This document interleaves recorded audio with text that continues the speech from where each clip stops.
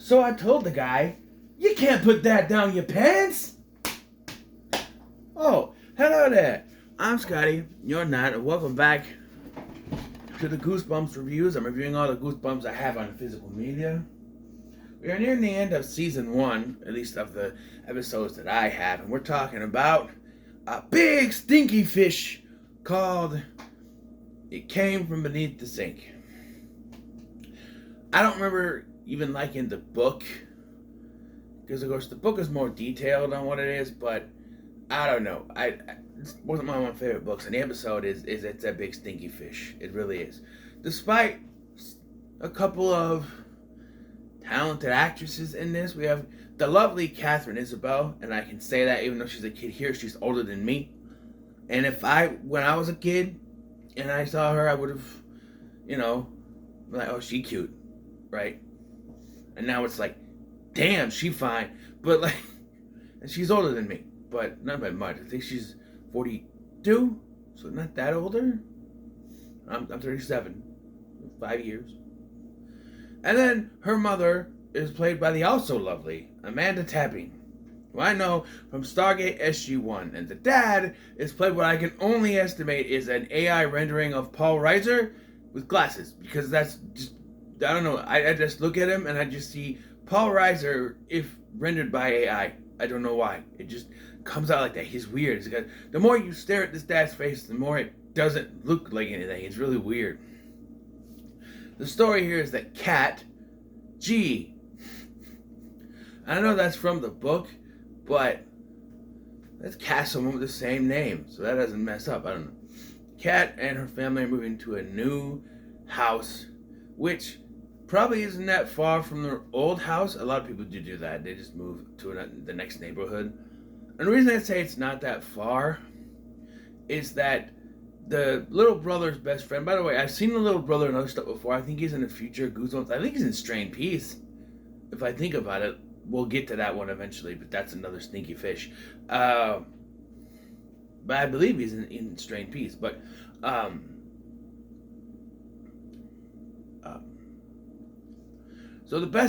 so they arrive to their new house in a car, and just after they arrived, the little brother's best friend pedals up on his bike and says, see, only took me 8.5 minutes to get here. And the father says, see, it's like we're still in the same neighborhood. And I went, I've never been good at math, but something doesn't add up here. Like, you took a car, right? So for him to arrive just after you means that he had a head start. You told him where the house was, because there's no way that he left after you and shows up just after, right? And this had took him 8 minutes. So if he started off first, because, it's going to take relatively shorter in a car than it would on a bike. And so, like, the dad's point is that it was practically the same neighborhood if it's 8.5 minutes away, right? By bike. That means it's relatively 3 minutes away or so. You could go half that, so maybe 3.5, 4 minutes away by car. So they didn't drive long to get from their old house to the new house, is what I'm trying to say. But they make it feel like with the kids, with the daughter at least, with Kat, that it's a big deal that they're moving. They're probably going to the same school. Possibly. I mean, she mentions the teacher by name, science teacher, whatever, by name, so it's the same school, I'm assuming. And all three of them are going there. I don't know. I don't know. But then again, if you're only moving that little bit far away, what is the point? I don't know. Well, they're going to a house, and the dog automatically starts barking at something underneath the sink. Oh, who would have thought? And as she's searching to do the cliche where she grabs a flashlight, and as she starts trying to look for it, the flashlight goes out.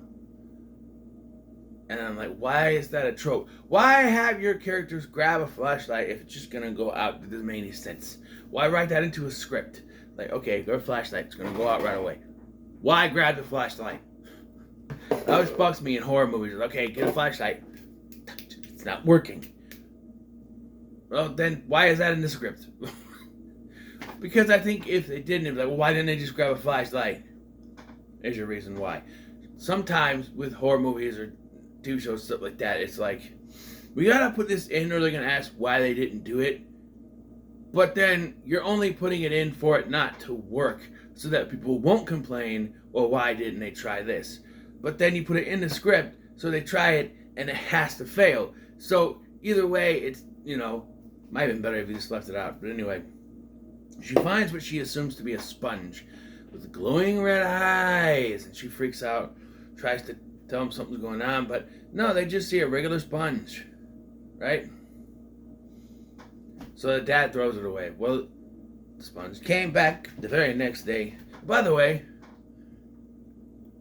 who names their dog this? Their dog's name is Killer. I can see if you're living on your own and this is like a security dog or something. Who names their family dog Killer? I understand that's probably from the book. I can't remember. But it's probably from the book. But still, what family dog is named Killer? I don't understand. And as you would imagine, the dog disappears. And it's never shown where the dog went. But, yeah. So, they throw the sponge out. The dog doesn't disappear yet, but she goes upstairs. So the first thing that happens is that the mom's fine china breaks. And then that night, when she is, going to wash her face or something, grabbing a washcloth, the sponge is there and she freaks out, and I think the brother breaks something and it cuts his foot. So there's bad luck happening. Then the next day the dog is gone. So she goes on a bike ride to find the dog, and as she's pedaling her, so first of all, the way she says this, I'm gonna go for a ride, and I'm thinking, I'm gonna go for a ride and try to look for him later. I'm just like, go for a ride. I don't know, wait, I'm gonna hop, maybe I should actually get on my bike and look for him later, but I'm gonna go for a ride. No, it makes me think that she's gonna be driving with someone. Like, she's not driving, obviously, but someone's gonna drive her. I don't know, it's just a bike. By the way, she doesn't actually have any friends in this episode.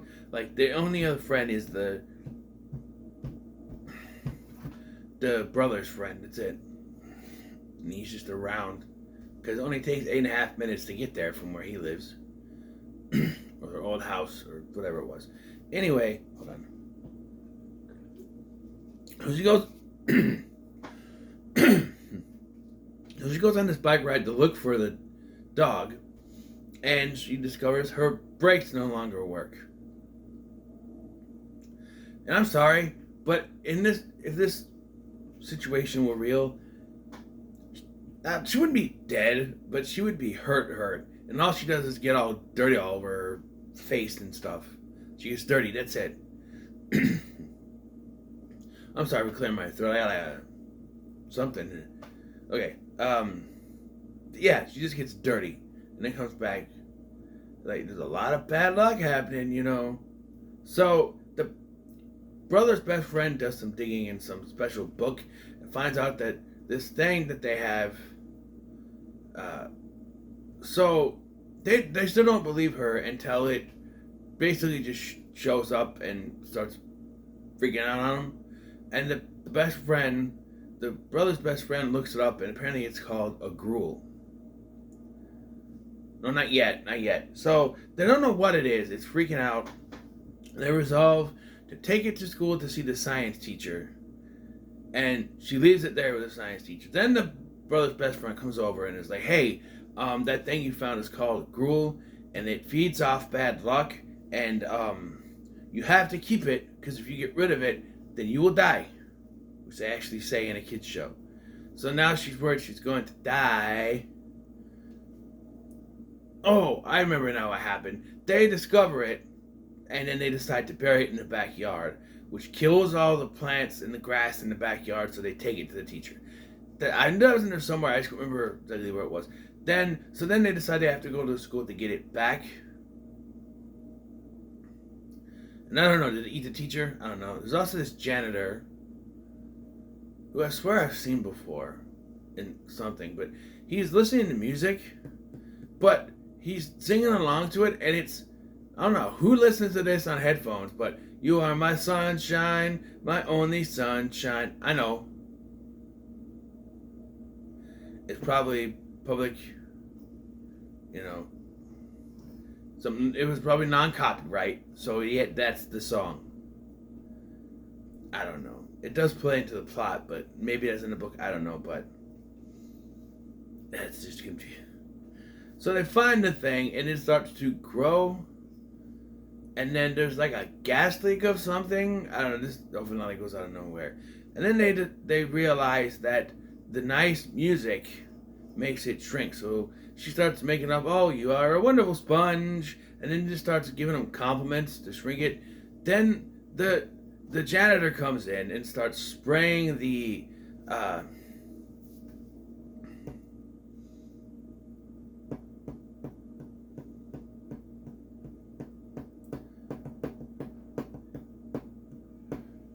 a fire extinguisher on it, and it shrinks down. Yeah. And then we cut to her waking up in the morning, and she says, "Oh, I can't get rid of it, so I'm gonna have to live with it." And she's putting music on, but here's the thing: she puts the headphones on over it, and it's literally the instrumental of the Goosebumps thing. Dum, bum, bum, bum, bum. Then the dog comes back, just out of nowhere, and it's weird because she's standing by her window.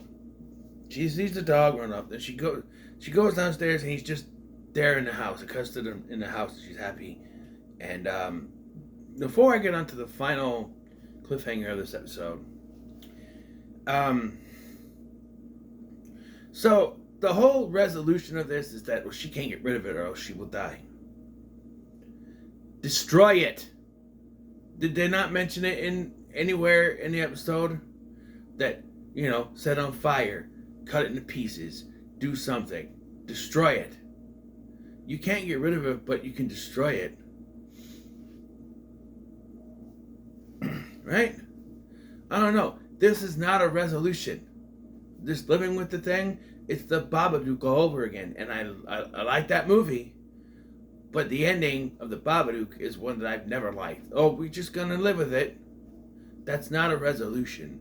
That's I don't know how to end this script, so there it is. And I think that's part of the book too. Is that's the ending. It's not a resolution to a story. I don't know.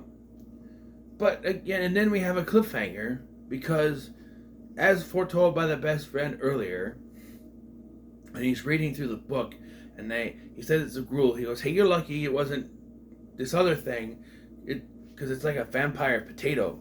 Sure enough, the dog returns from wherever the hell it was, and it has a potato in his mouth, and it's the vampire potato thing. I don't know.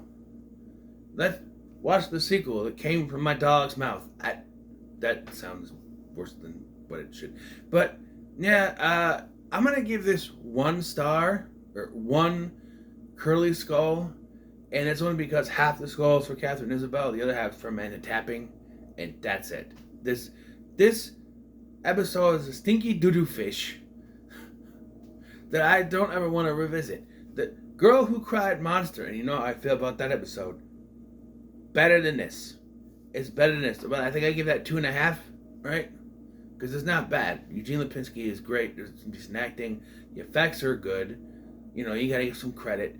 This is one skull, 1 curly skull out of 5. It's a stinky fish.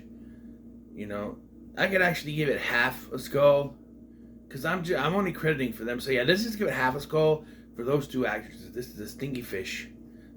Stinky tuna, stinky tuna, stinky tuna. I was not invested in this at all. No, it's a stinky fish of an episode. So the final score, in case you're wondering, half a curly skull.